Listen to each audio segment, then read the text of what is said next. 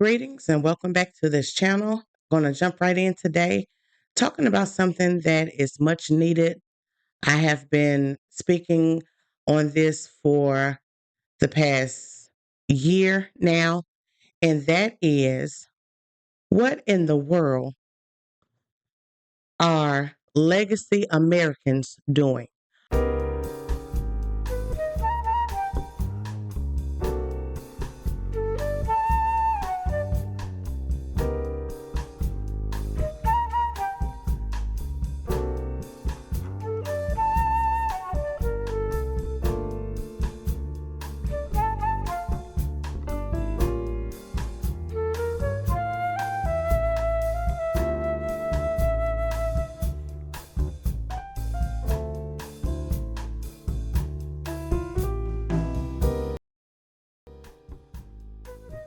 Are we under a trance? There is so much going on. And it's just like we're just la la la la la la la la la. And let me explain what I mean by legacy Americans, okay? I'm speaking of those who grandfathers and great grandfathers fought in wars and helped to build the country. Not those who kind of got swept in to the fabric of America and became citizens. I'm not speaking of those. I'm talking about those who actually made America what it is today. What are we doing? As the descendants of these people, what are we doing as legacy Americans? I don't get it. Our legacy and our history has brought us to today. And I have a question. Are there no descendants from those who fought in the wars and those who helped to build this country? Are there no candidates available for us to choose from in order to secure the greatest position in the entire world? And I am talking about the President of the United States.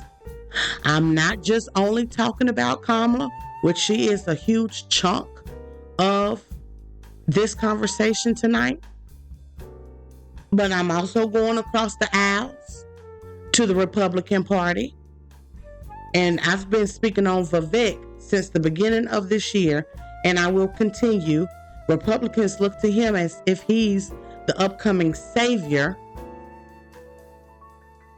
if and when Donald Trump last legacy or last presidential administration ends, as if he's the secret weapon. And then not only that, we also have the Haley lady. Forgot her first name. And every time I get on this mic, I forget what I want to say. Sometimes I write down things and sometimes I don't. Nikki Haley. What does all of these three people have in common? They are all descendants of East India. And this is very important for me, and it should be important for all Americans, all legacy Americans. You mean to tell me that I have to, that we don't have anyone within the fabric of what made and what makes America what it is? There are no descendants that can take the throne of President of the United States of America? We're just letting anyone in? I guarantee you this. If you, as a legacy American, those who have history and culture from their ancestors, from their grandfathers and great-grandfathers and beyond, you mean to tell me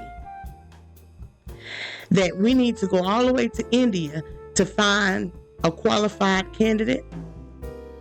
I guarantee you that if you were to go to China, to Russia, anywhere in the Middle East, any other country, this would be 100% absurd.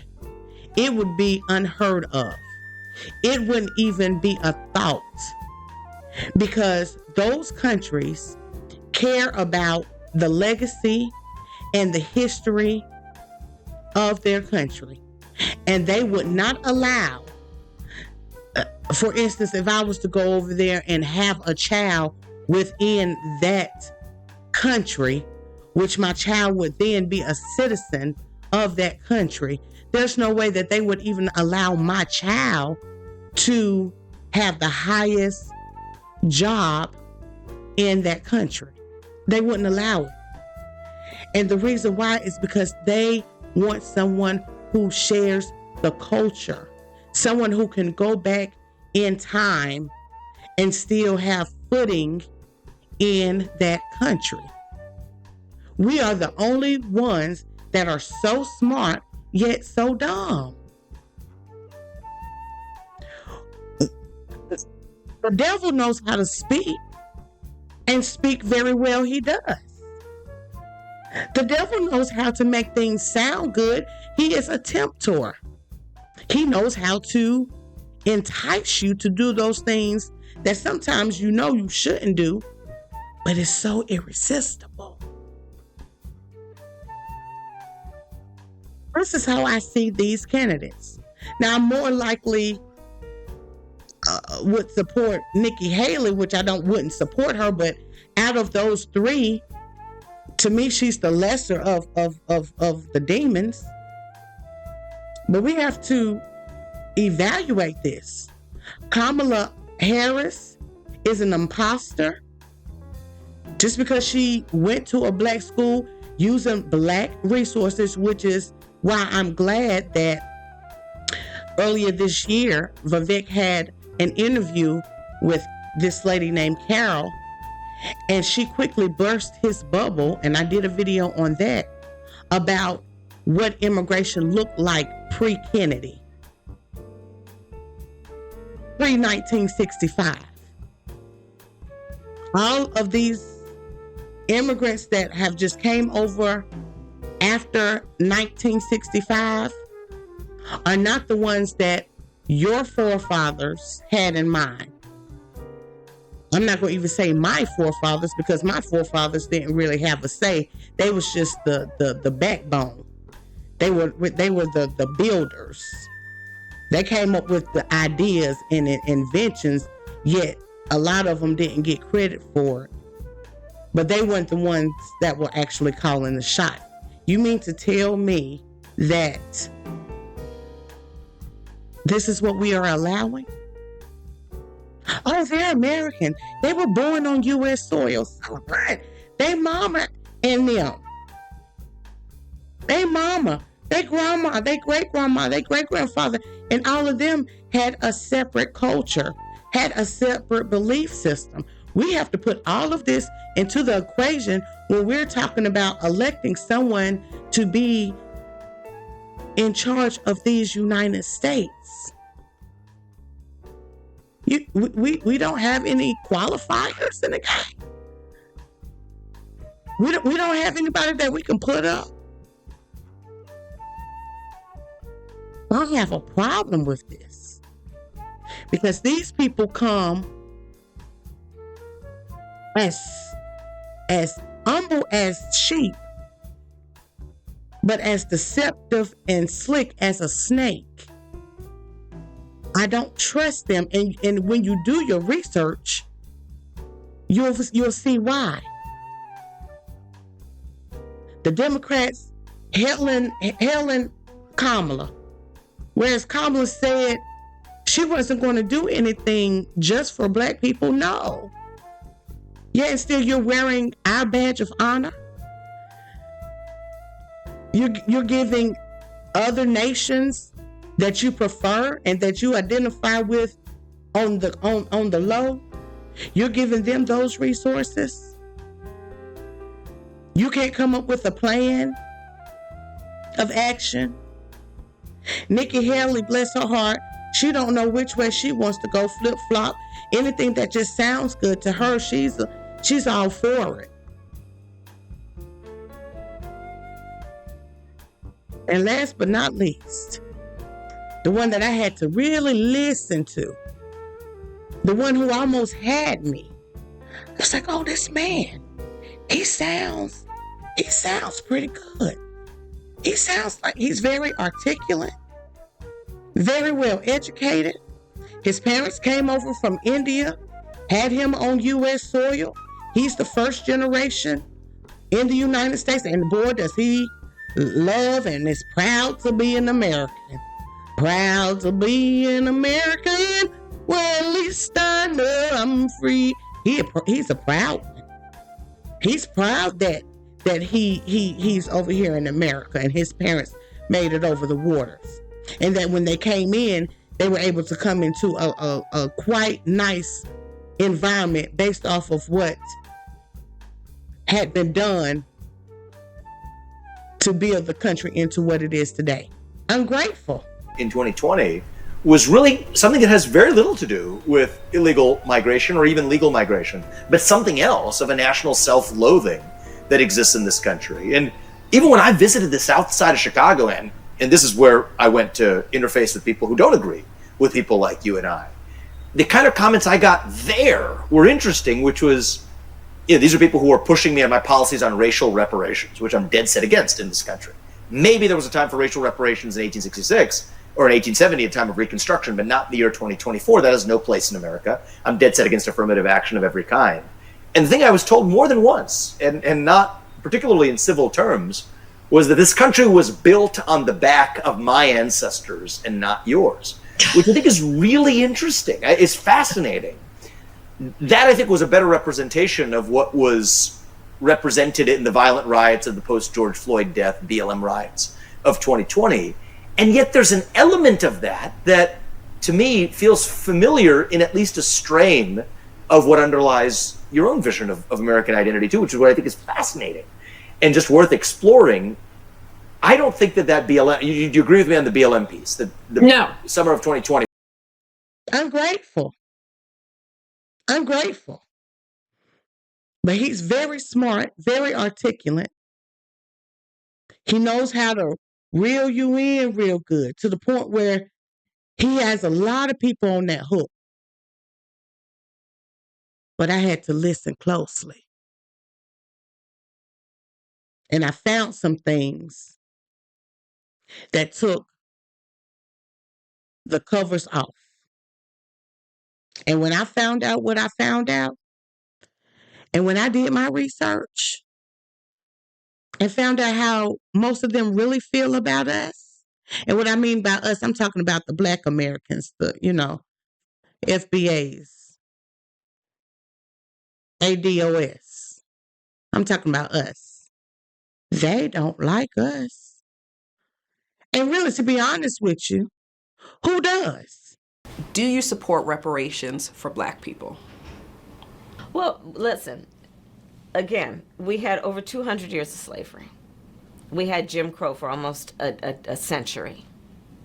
We had legalized discrimination and segregation, and now we have segregation and discrimination that is not legal but still exists and is a barrier to progress. We have disparities around housing. We have disparities around education. We have disparities around income. And we have to recognize that everybody did not start out on an equal footing in this country. And in particular, Black people have not. And you take into account that they're not starting at the same place, and they're not starting on equal footing. The reality also is this: any policy that will benefit Black people will benefit all of society. Let's be clear about that. Let's really be clear about that. So I'm not going to sit here and say I'm going to do something that's only going to benefit Black people. No. Who does? We don't have any allies. And that's what makes it even worse, when we don't stick together as we should, when we are not on one accord. Do you know that even in the Bible, when certain southern kingdoms were fighting wars, I'm going to tell you, prime example, just look at 300, the movie 300. That was us. Read your Bible. But there were armies and armies and armies that came upon the Israelites, the children of Israel, the Jacob's seed. There were many nations that came upon them, and they came in masses. Yet and still there was only a handful in comparison to the masses of Israelites. There was only a handful of them. And they were able to overcome with victory because they all were on the same page. They all knew who the enemy was, what the enemy was, and they all came together on one accord, and they were victorious. Same thing with David and Goliath. You got somebody of this size in comparison to somebody of this size. You have a giant on your hand. This giant can actually just blow, and it cause very deadly damage to David's body, because that's how massive and how big he was.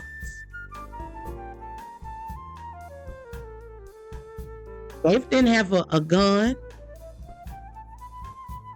He didn't have a bow. He didn't have an arrow. He didn't have any of that stuff.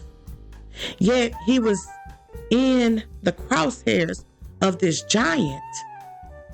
But because he knew who he was and the power that lies, or that was within him, he was able to overcome that giant with a slingshot.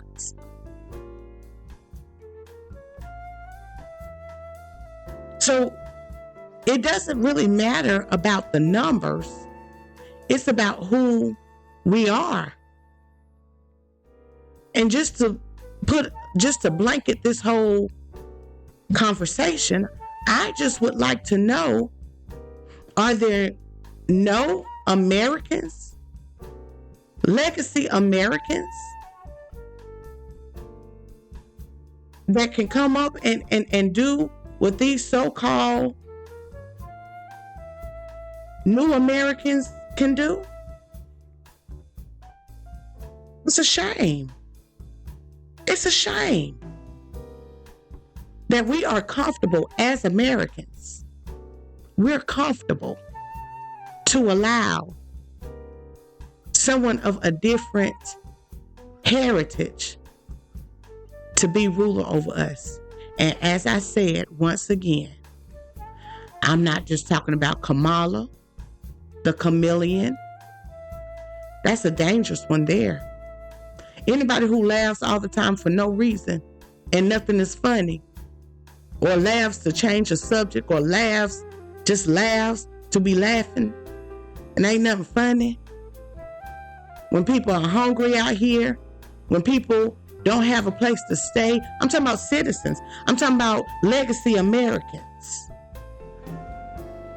Those who foreparents put in that work. When that's funny, when you can find a place to laugh, when our children can't read and write,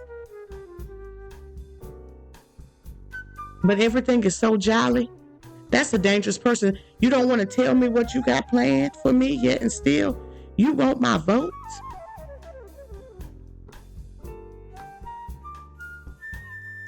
You just want to throw a party without telling me what the party is about?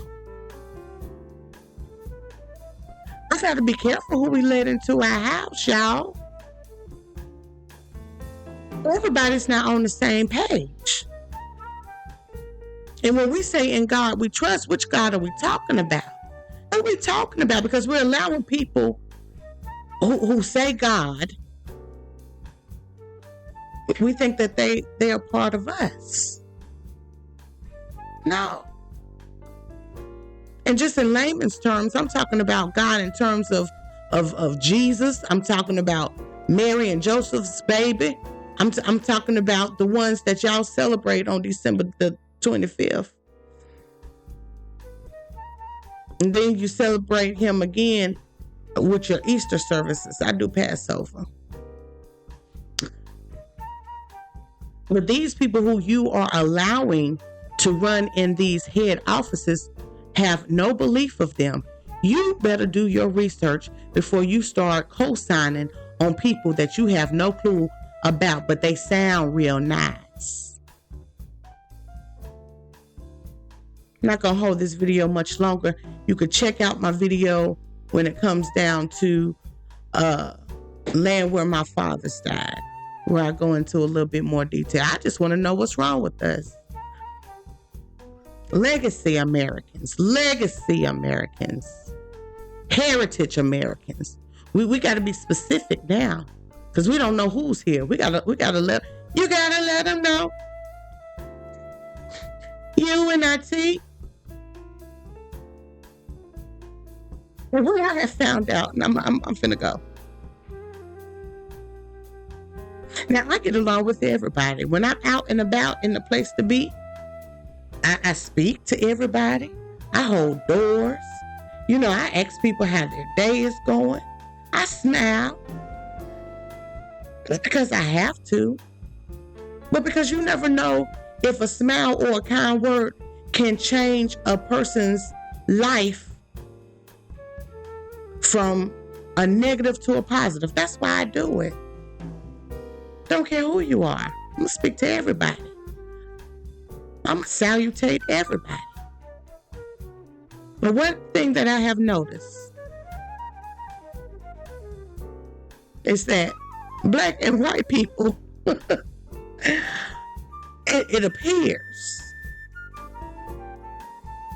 that we are almost on one accord when it comes down to certain things. It's a change in the attitudes. It's a change in the way that we communicate with one another nowadays. And I wonder why. I don't really have to wonder. I have a clue. And that is, if we don't get ourselves together, that's all we will be. Our legacies. Because there will no longer be what America once was. Let me know what you think. Am I tripping? Do you agree or disagree, and why? So please like, share, comment, like, comment below, and I will see you in the next video. May God bless.